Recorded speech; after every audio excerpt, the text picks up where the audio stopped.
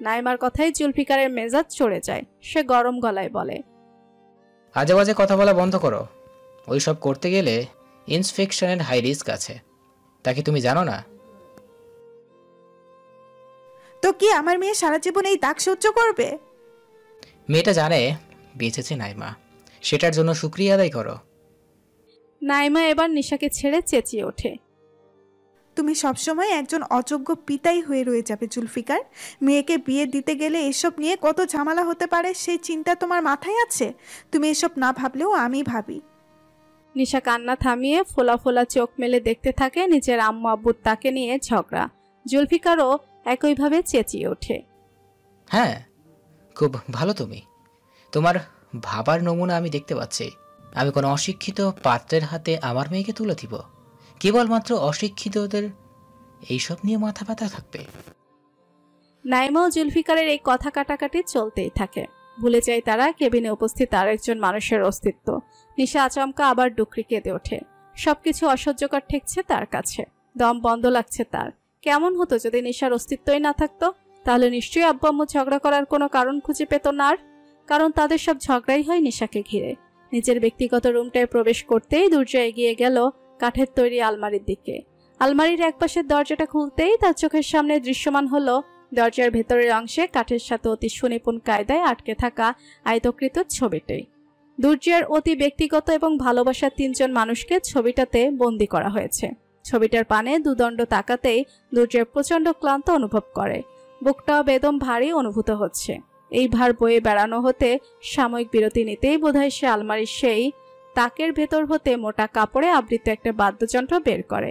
অতি সাবধানে সেই কাপড়ের ভেতর হতে কালো রং বাদ্যযন্ত্রটা বের করে 4 দেয়ালে আবদ্ধ রুমটার ভেতর একটা কাউচে বসে সে। অতি যত্নের সহিত কালো বাদ্যযন্ত্রটাকে নিজের কোলে বসিয়ে সুকৌশলে তাতে নিজের 2 হাতের সাহায্যে সুর তোলে। গম্ভীর স্বর ছেড়ে খালি গলায় আওড়ায়, ঘুনে খাওয়া মেঘে কালো হয়ে যায় হৃদয় যখন, একা একা শুধু অকারণে ঝরে বৃষ্টি এমন। আজও তাই অবাক রঙে কে যাই, সাদা কালো রং মাখা ফানুষের মুহূর্ত রাঙাই। ভীষণ কালো মেঘ পুরে ছাই আবেগে আজও তাই, অবাক জোছনায় পোড়া চোখ তবুও সাজাই। এই সন্ধ্যায় 2 চোখ সাগরে বুকের পাজরে ভেসে যায়। অবাক জোছনায় লুকিয়ে রেখেছি ভেজা চোখ, দেখাইনি তোমায়। এই অবেলায় তোমারই আকাশে নীরব আপোষে ভেসে যায়। রইস দিলদার ধরা পড়েছে বেশ কিছুদিন হলো, অথচ তার মুখ দিয়ে একটা কোনো তথ্য বের করতে সক্ষম হলো না সামরিক বাহিনী। এমন কোনো টর্চার বাকি নেই যা করা হয়নি তার উপর। তবুও শয়তানটা মুখ ফুসকে একটা শব্দ উচ্চারণ করেনি। উল্টো প্রতিবারই শয়তানদের মতো বিশ্রী ভঙ্গিতে হেসে বলে ওঠে, আবার শুরু হবে ধ্বংসলীলা। সামরিক বাহিনীর তখন দিশেহারা অবস্থা। তাদের রাতের ঘুম হারাম হয়ে গিয়েছে। আরেকটা ধ্বংসযজ্ঞ যে অতি সন্নিকটে তা সকলেই আজ করতে পারছে, কিন্তু তারা চাইলে এই বিষয়টা এলান করে সাধারণ মানুষদের জানাতে পারছে না। উপর মহল হতে সেই অনুমতি তাদের মিলেনি। মিলবেই বা কি করে? পুরো ঘটনা না জেনে এমন তথ্য ঘোষণা করলে সাধারণ জনগণ আতঙ্কিত হয়ে পড়বে, শয়তানের দল সতর্ক হয়ে পড়বে, আরো বহু অনিশ্চিত আশঙ্কা রয়েছে। 1,48,466 কিলোমিটার আয়তনের এই দেশে রয়েছে মোট 64টি জেলা। যে কোনো জেলায় ঘটতে পারে সেই ধ্বংসযজ্ঞ।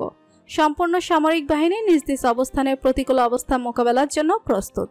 নিজেদের জীবন দিবে, তবুও সিভিলিয়ানদের নিরাপত্তাই তাদের সর্বোচ্চ প্রায়োরিটি।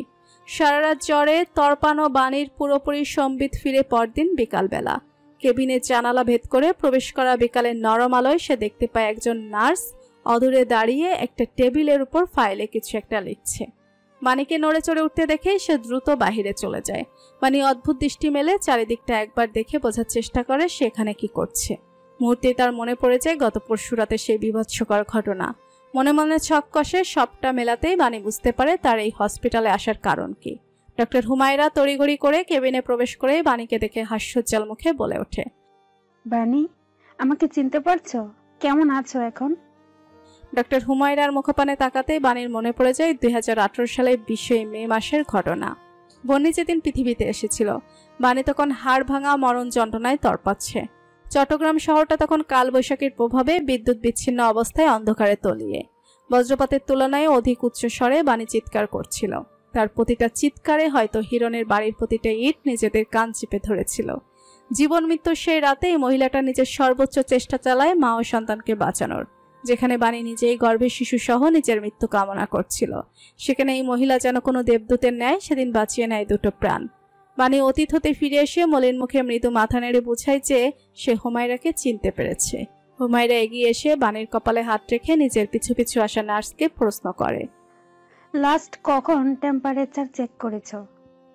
15 মিনিট আগে ম্যাডাম। কত ডিগ্রি? 102 ডিগ্রি এখন। হুমায়রা বাণীর দিকে তাকিয়ে হেসে শুধায়, তোমার যে অবস্থা ছিল আমি তো ভয় পেয়েই গিয়েছিলাম। লক্ষণগুলো নিউমোনিয়ার সাথে মিলে যাওয়ার সেই অনুযায়ী টেস্ট করানো হয়। আল্লাহর শুকরিয়া যে রিপোর্টে সেরকম কিছু আসেনি। কি একটা কাণ্ড ঘটিয়েছ বলো তো? এই সিজনে এতক্ষণ বৃষ্টিতে কেউ ভিজে নাকি? কথাটুকু শেষ করেই হুমায়রা স্যালাইনের ড্রিপটা চেক করতে ব্যস্ত হয়ে পড়ে। বাণী নীরবে হুমায়রার দিকে তাকিয়ে রয়। কি অদ্ভুত, মহিলা নিজের কথা দ্বারা কি বোঝাতে চাইছেন? বাণীর এই অবস্থার জন্য সম্পূর্ণভাবে বাণী নিজেই দায়ী? দোষটা সম্পূর্ণ বাণীর? বাণীর তরফ থেকে কোনো উত্তর না পেয়ে হুমায়রা বেশ স্বাভাবিক ভঙ্গিতে বলল, হিরণ সাহেব বাহিরেই আছেন, ডেকে দিব? হিরণের নামটা শুনতে বাণীর মরে যেতে ইচ্ছে হলো। এই লোকের মুখোমুখি সে হতে চায় না, সে মোটেও প্রস্তুত নয়। হিরণের মুখোমুখি হলে বাণী নিজেকে স্বাভাবিক রাখতে হিমশিম খাবে, উম্মাদের ন্যায় আচরণ শুরু করবে। অতঃপর হয়তো হিরণ রেগে গিয়ে আরো একবার এই হসপিটালেই না আর কিছু ভাবতে পারে না বাণী। সে ভাঙা গলায় শুধায়, বন্নি কোথায়? ডক্টর হুমায়রা মিষ্টি হেসে বলে, ও বাসায় আছে। আমি আমার মেয়ের সাথে কথা বলতে চাই। বাণীর এক বাক্যের আবদার শুনতেই হুমায়রা নাচ সহ বেরিয়ে যায়। কিছুক্ষণ পর হিরণের ফোন হাতে একা ভিতরে প্রবেশ করে। ফোনটা বাণীর দিকে এগিয়ে দিয়ে ইশারা করে, অর্থাৎ বন্নি লাইনেই আছে। বাণী নিজের দুর্বল হাতে ফোনটা নিয়ে কানে চেপে ধরে নরম স্বরে শুধায়, মা। বন্নি অপর পাশ হতে প্রফুল্ল গলায় চিৎকার করে ওঠে, মাম্মাম। বন্নি, মা আমার, তুমি খেয়েছো? হ্যাঁ মাম্মাম, এবার চাচু আমাকে নিজে হাতে খাইয়ে দিয়েছে। আমার সাথে মুভিও দেখেছে। আমরা অনেকক্ষণ প্লে করেছি। বাণী চোখ বুজে প্রশান্তি নিঃশ্বাস ছাড়ে। অবশ্য এটা হওয়ারে ছিল। তার অনুপস্থিতিতেও ওই বাড়িতে তার মেয়ের কোনো অযত্ন হওয়ার সুযোগ নেই, কারণ সেই সাহস নেইও। বন্নি প্রশ্ন করে, তুমি এখন ঠিক আছো মাম্মাম? হ্যাঁ মা, আমি তাড়াতাড়ি চলে আসবো তোমার কাছে। তুমি ইবাদ চাচুকে বিরক্ত করো না, গুড গার্ল হয়ে থাকো। বন্নির সঙ্গে কথা শেষ হতেই বাণী হুমায়রাকে প্রশ্ন করে, কখন ডিসচার্জ করা হবে আমাকে? আগামীকাল সকালে ডিসচার্জ করে দেব। বাণী ফোনটা হুমায়রার হাতে দিয়ে শান্ত স্বরে বলে, আমি যত দ্রুত সম্ভব নিজের মেয়ের কাছে ফিরতে চাই। হুমায়রার আর কোনো টুশব্দ করে না। সে নীরবে কেবিন থেকে বেরিয়ে এসে হিরণের মুখোমুখি দাঁড়ায়। হিরণ নিজের ফোনটা পকেটে ভরে নিয়ে প্রশ্ন করে, কি বলল? যত দ্রুত সম্ভব বহিনীর কাছে যেতে চাও। হিরণ ম্লান হাসে। সে ইচ্ছে করেই বাণীর জ্ঞান ফেরা সত্ত্বেও তার সামনে যায়নি। অবশ্য যাওয়ার মুখও নেই তার। পাছে আবার বাণীর রেগে কিছু একটা করে বসে। বাণীর আপাতত সব থেকে বড় মেডিসিনই হচ্ছে বন্নি। মেয়েকে বুকে নিলেই কেবল সে শান্ত হবে। হিরণের ভাবনার মধ্যেই তার ফোনের নোটিফিকেশন টুংটাং শব্দ করে বেজে ওঠে। হিরণ ফোন বের করে মেসেজটা ওপেন করতেই দেখে গোটা ইংরেজি শব্দে লেখা একটি বাক্য, meet me at 8 PM in my house. মেসেজের উপর শমশের মজুমদারের নামটা দেখে কিছুক্ষণ সেই পানে তাকিয়ে রয় হিরণ। গতকাল তার শমশের মজুমদারের সাথে দেখা করার কথা ছিল, কিন্তু আচানক বাণীর শারীরিক অবস্থার অবনতির ফলে সে যাওয়ার সুযোগ পায়নি। কিন্তু আজ অবশ্যই যেতে হবে। হিরণ ফোনটা পকেটে চালান করে দিয়ে হুমায়রার উদ্দেশ্যে বলে ওঠে, আমার লোকরা এখানে আছে, কোনো প্রয়োজন হলে just give me a call and take a good care of পানি। নরম বিছানায় গা এলিয়ে শুয়ে আছে পানি। শূন্য দৃষ্টি মেলে তাকিয়ে আছে তার রুমে অবস্থানরত নার্সের দিকে। মেয়েটাকে যে তার পাহারা দেওয়ার উদ্দেশ্যে এখানে রাখা হয়েছে তা নিয়ে বাণীর কোনো সন্দেহ নেই। তবে তার মাথায় চলছে অন্য পরিকল্পনা। এটাই এক মোক্ষম সুযোগ। হসপিটালের মতো একটা জনমানবপূর্ণ জায়গা, তার উপর আবার হিরণ নাকি বাসায় গিয়েছে।